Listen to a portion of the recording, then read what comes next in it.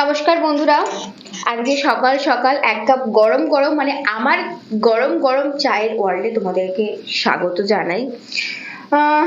আমি এই যে রচা খাচ্ছি আর এইখানে দুধ গুলছি। আমি চা করতে এলাম, একজন বলল তুই চা করছিস, আমার এক প্যাকেট দুধ আছে, তো তাহলে কাজে লাগিয়ে নি, একটু চা কর, আমাকেও একটু দিবি। তো এটা যদি অন্য কিছু হতো, অন্য কোনো রান্না বা অন্য কোনো পদ যা ছাড়া যাবতীয় যা কিছু হতো, আমি তখন বলতাম না গো, এখন আমি শুধু চাই খাবো, তারপর আমি তো এখন রচা খাই, সকালবেলা উঠে আমি রচা খাই, তোমরা জানো। কিন্তু যেহেতু এটা চা, সেহেতু আমি নিজে বললাম দাও, আমাকে এত কিছু বলতেই হয় না, আমি নিজে থেকে বললাম দাও, আমি করে দিচ্ছি। আমি নাই বা খেলাম রচা, আমি দুধ চা এখন, কিন্তু আমি তোমার জন্য করে দিচ্ছি, হয় ইউ কষ্ট উঠাইনি, দাও আমি করে দিচ্ছি। কারণ আমার যা খেতেও ভালো লাগে, যতটা করে দিতেও ভালো লাগে, সেই জন্য করে দিচ্ছি। তো যাই হোক, আজকে অনেকগুলো দিন পর এরকম ডেলি ব্লগের আড্ডায় তোমাদের সঙ্গে এসেছি। তার মাঝখানে অনেকগুলো দিন আসতে পারিনি, কারণ মাঝখানে অনেকগুলো দিন এত এত মানে ঘেঁটেছিলাম না, হসপিটাল, বাড়ি, সেই মেদিনীপুর মেস, আবার এখানে। মানে সত্যি কথা বলতে আমার নিজের out of my comfort zone বেরিয়ে গিয়ে আমি করতে পারতাম, কিন্তু ওখানে এত ঠান্ডা যে আমি রাত জেগে কাজ করব বা ভোরে উঠে কাজ করব, সত্যি কথা বলতে নিজেকে মোটিভেট করতে পারিনি। সেজন্য চলো আবার চেষ্টা করছি আজ থেকে আবার শুরু করার, মূল স্রোতে ফিরে যাওয়ার। সেই জন্য তোমাদেরকে একটা গরম গরম চায়ে আবার নতুন করে স্বাগত জানাচ্ছি। চলো। সকালবেলা গরম চা আর শীতের রোদ, একটা পারফেক্ট কম্বিনেশন। আর সেই ছাদে যখন এত সুন্দর একটা বাগান থাকে, এত সুন্দর সুন্দর মিষ্টি মিষ্টি রঙের ফুল হয়ে থাকে, তখন তো সেটা আরো জমে যায়, তাই না বলো? তো এই বাগানে খুব বেশি ফুল না থাকলেও যতটুকু আছে ততটুকু মন আর চোখ ভরানোর জন্য যথেষ্ট। বেশ শীতের ফুলগুলো ফুটে উঠেছে, রোদটাও বেশ সুন্দর পড়েছে। ও, এই গাছগুলো দেখাতে মনে পড়লো, কালকে একটা গাছ কিনে এনেছি, মানে এই গাছটা কালকে কিনে এনেছি। কেন কিনে এনেছি তোমাদের বলছি, চলো। আসলে এই ক্রিসমাস নিউ ইয়ারে আমরা কেউই ছুটি পাইনি, কিন্তু সেলিব্রেশন তো থেমে থাকবে না, ছুটি পাইনি বলে। সেই জন্য হসপিটালে একটা খেলা চলছে। কি খেলা না, সবাই একটা করে, একটা লটারি হয়েছে, সবাই একটা করে চিরকুট তুলেছে। সেই চিরকুটে আমাদের সবার নাম লেখা ছিল, ইন্টার্ন, ডায়েটিশিয়ান, ম্যাম, সবার নাম লেখা ছিল। তো চিরকুটে যার নাম উঠেছে তার কাছে, যে নামটা তুলেছে, ধরো আমি এক চিরকুট তুললাম, আমার আমার চিরকুটে একটা ডায়েটিশিয়ান দিদির নাম লেখা আছে, তো আমি তার কাছে সিক্রেট শান্তা, তো তাকে আমাকে একটা গিফট দিতে হবে, বাট কাউকে বলা চলবে না যে চিরকুটে কার নাম উঠেছে। তো সেখানেই আমার একজনের নাম উঠেছে, শ্রেয়সী। তো তার জন্য আমি এই গাছটা কিনেছি, আজকে আমার দেওয়ার পালা। তো চলো, এভাবে তো গাছটা ধরে দেওয়া যায় না, যেহেতু সিক্রেট, সেই জন্য গাছটা প্যাক করতে নিয়ে চলে এসেছি। ওখান থেকেই আমি একটা বক্স নিয়ে নিয়েছিলাম, তো আমার নিজের করার সময় হয়নি, সেই জন্য চলে গেছিলাম এটা নিয়ে। সকালবেলা তো কোথাও দোকান খোলে না, এদিক সেদিক এদিক সেদিক তাকিয়ে শেষকালে আমায় গোল পার্ক যেতে হলো, তারপরে আমি এরকম র্যাপিং এর একটা দোকান পেলাম, মানে নর্মালি যে গড়িয়াহাটের দোকানগুলো থাকে সেখানে। ব্যাস হয়ে গেছে, সঙ্গে একটু কিটক্যাটও নিয়েছিলাম, আর কাকু খুব সুন্দরভাবে আমার এই গিফটটাকে র্যাপ করে দিয়েছে। ব্যাস এটাকে নিয়ে নাড়তে নাড়তে আমি চলে গেলাম হসপিটাল। আর হসপিটালে গিয়ে হে হে হে হে হে, দারুণ সুন্দর করে সাজিয়েছে হসপিটালটাকে। আসলে আমি তো 2-3 দিনের ছুটিতে গেছিলাম বাড়ি, বাড়ি থেকে ফিরে এসে হসপিটাল তো চিনতেই পারিনি, দারুণ সাজিয়েছিল। আমারও একজন সিক্রেট সান্তা ছিল, সে আমাকে এই গিফটটা দিয়েছে, এটা আমাকে দিয়েছে একজন ম্যাম।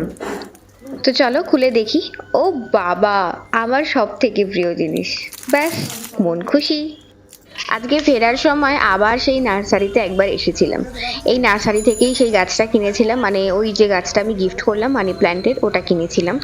আবার এসেছি কারণ সবাই গাছ দেখে আমাকে অনেকেই বলেছে কোথা থেকে নিয়েছিস, খুব সুন্দর হয়েছে, টপটাও খুব সুন্দর, আমার জন্য একটা এনে দিস।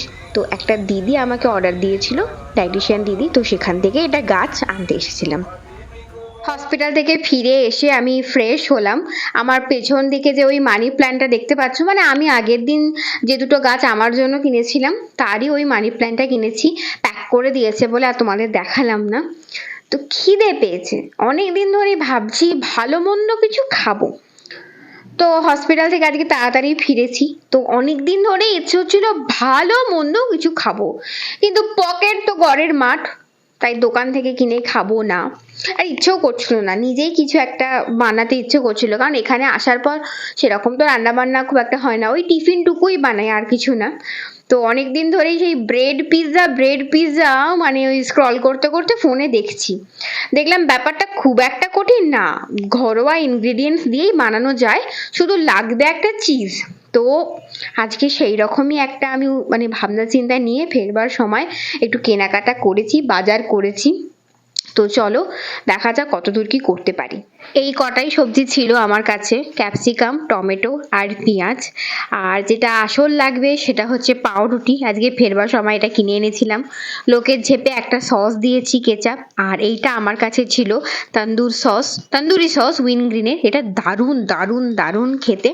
তো এটা এর ওপর দিয়ে দেবো।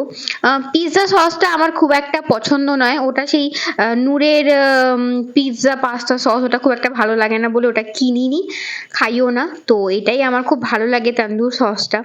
তো সেটাই ভালো করে এখানে স্প্রেড করে দিচ্ছি। দাঁড়াও বাপু, আগে ভালো করে স্প্রেড করি, এক হাতে ফোন এক হাতে স্প্রেড হচ্ছে নি। তো স্প্রেড হয়ে গেছে আমার মোটামুটি বেশ মাখনের মতন, যদিও মাখন নেই এতে, কারণ মাখন তো আমি খাই না। এবার আস্তে আস্তে মানে এক এক করে টপিংস গুলো দিয়ে দেবো, গরিবের টপিংস। সবুজ রঙের ক্যাপসিকাম কিরকম ভাবে কেটেছি আবার দেখেছো? নতুন বউকে যেমন অনেক কিছু গয়নাগাটি দিয়ে সাজানো হয়, আমিও আমার পাউরুটিকে সেরকম সুন্দরভাবে সাজিয়ে নিচ্ছি। তোমরা এখন বলবে আমি ঘি মাখন খাই না, চিজ খাবো। আসলে চিজটাও আমার অতটা প্রিয় নয়, কিন্তু দেখা যাক, চলো না করেই দেখি কি হয়।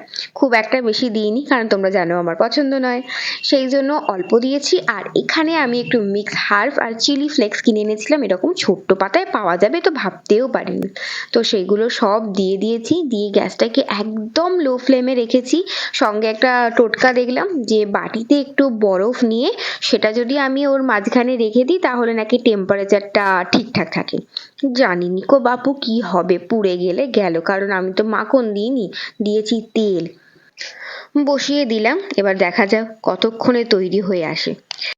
হয়ে গেছে, এবার খেয়ে দেখার পালা, দেখি খেয়ে কেমন হয়েছে। মন্দ হয়নি, মানে খাওয়া তো যাচ্ছেই। তো এটা বলতে বলতে চলে এলো পল্লবী, তো ভাবলাম আমরা সবাই খেলাম, পল্লবীর জন্য একটা করি, সেজন্য ঝটপট আর একটা বানিয়ে ফেললাম। তো সেটা চলো পল্লবীকে দিই, আর পল্লবীকে জিজ্ঞেস করি কেমন হয়েছে।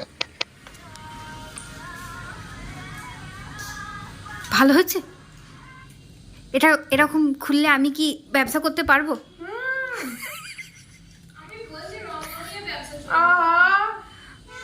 ক্রাঞ্চি ব্রেডের সঙ্গে এইসবের স্প্রিঙ্কেল আমি খাইনি। তার উপর তোমারটা হেলদি এডিশন, তোমার ব্রাউন ব্রেড, আর আমি তো বাটার খাই না, তাই তেল, রাইস ব্র্যান অয়েল, সর্ষের তেল নয়। তো মোটামুটি এই রান্নাই করলাম, ভাবছি কালকে টিফিনেও এটা নিয়ে যাব। মানে আমার গিনিপিক তো সবাই, আমি যখনই নতুন কিছু একটা বানাই তখন আমি সবাইকে দিই, মোটামুটি টেস্ট করাই।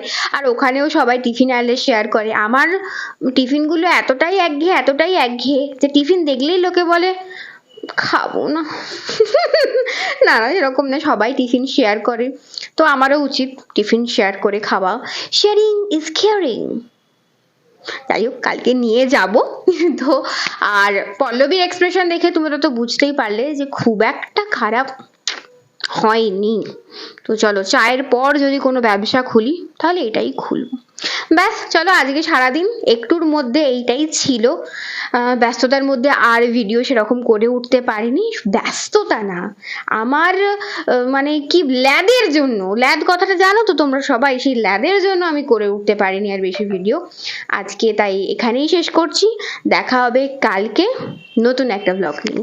টাটা, সবাই খুব ভালো থেকো। আর হ্যাঁ, এত কষ্ট করে ভিডিও করছি, তোমরা সাবস্ক্রাইব করে যাচ্ছ না কেন?